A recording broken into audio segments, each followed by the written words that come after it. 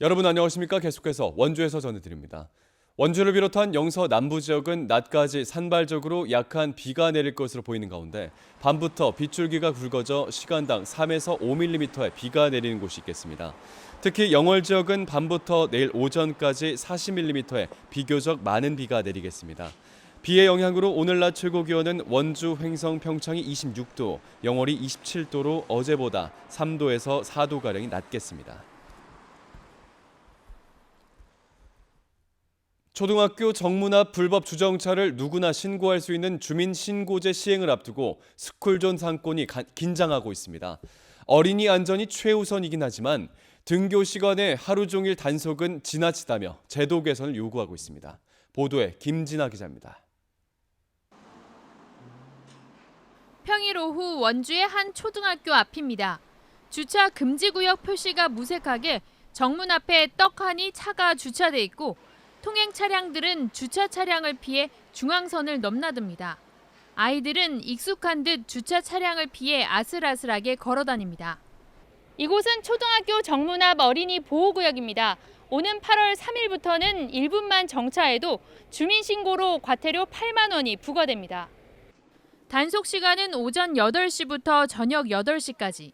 상인들은 아이들의 안전이 최우선이긴 하지만 등하교 시간대가 아닌 하루 종일 단속은 매출에 큰 타격을 입을 수밖에 없다며 피해를 호소합니다. 타격 많죠. 딱지값 8만 원씩이나 내고 누가 이걸 먹으려고 와요. 배달하시는 분들도 그러면 우리 코를 잡지 않는다는 소리예요. 그러면 우리는 배달에 이미 큰 타격이. 등하교 시간은 당연히 단속돼야겠지만 그 외 시간은 다른 주차 단속구역과 형평성을 맞춰달라는 겁니다. 실제로 같은 스쿨존이라도 주민신고제가 적용되지 않는 골목은 불법 주차 차량들로 빽빽합니다. 스쿨존의 주차 단속도 제대로 이루어지지 않고 있는 상황에서 정문 앞 상권만 피해가 가중된다는 겁니다. 정문 앞 학원들은 어린이 보호구역 밖에서 승하차를 하고 어린이를 걸어오게 하거나 승하차를 서두르는 과정에서 또 다른 안전사고도 우려된다며 탄력적인 운영을 요구하고 있습니다. 잠깐 픽업할 때만 세워놓는데 어머님들도 마음이 급하고 태우는 저희 입장에서도 안전사고가 일어날 수도 있고.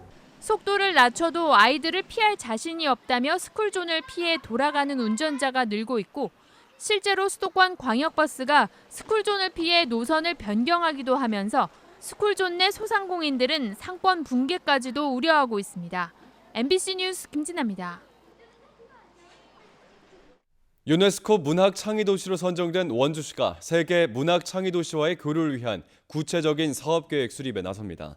원주 문학창의도시 운영위원회는 오늘 토지문화관에서 워크숍을 갖고 지난해 유네스코에 제출한 사업 내용들을 바탕으로 구체적인 세부 계획을 논의합니다. 주요 사업 내용에는 그림책 스토리텔링, 문학과 원주 한지의 연계, 아랍 국가 문학 교류, 토지문학관 레지던시 확대 등이 포함될 것으로 예상됩니다. 코로나19 원주시 긴급 재난지원금이 가장 많이 사용된 곳은 음식점인 것으로 나타났습니다. 원주시가 시민 1인당 8만 원씩 지급한 재난지원금의 사용처를 분석한 결과 음식점이 40억 5,700만 원으로 전체 지급된 198억 4,500만 원의 24.3%로 가장 많았습니다. 이어 할인점, 슈퍼마켓, 농협마트, 의류, 스포츠용품, 편의점 순이었습니다. 원주시 긴급 재난지원금 지급률은 현재 93%로 다음 달 18일까지 신청하지 않으면 모두 원주시로 귀속되겠습니다.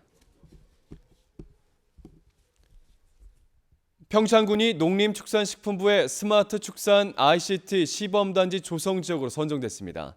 2024년까지 350억 원이 투입돼 평창군 평창읍 일대 22만여 제곱미터 부지에 한우 3,500여 마리를 키울 수 있는 축산단지가 조성됩니다. 스마트 축산 시범단지는 스마트 장비와 ICT 기술로 먹이량 조절과 분뇨 처리 등의 업무를 자동화해 생산성을 높이겠다는 사업입니다. 하지만 대규모 축산단지 조성으로 악취 등의 피해가 예상된다며 반대하는 주민들의 여론도 있어 사업 추진 과정에 갈등이 예상됩니다. 광해관리공단이 토양개량공사 등 광해 방지 사업을 감시하는 시민참여단을 운영합니다. 이번 시민참여단은 광해관리와 지역진흥, 경영관리 등 5개 분과에 모두 23명의 시민들이 참여해 2년 동안 감시 활동을 벌입니다.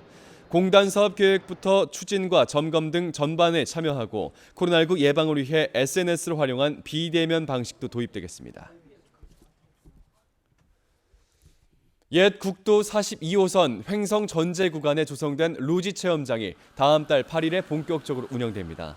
횡성구는 총 사업비 43억 원을 투입해 우천면 오원리에서 안흥면 안흥리 전제 구간에 단일 코스로는 세계 최장인 2.4km의 루지 체험장을 조성해 다음 달 8일에 정식적으로 개장합니다.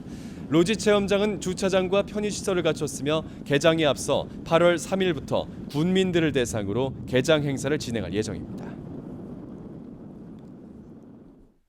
뉴스를 마칩니다. 고맙습니다.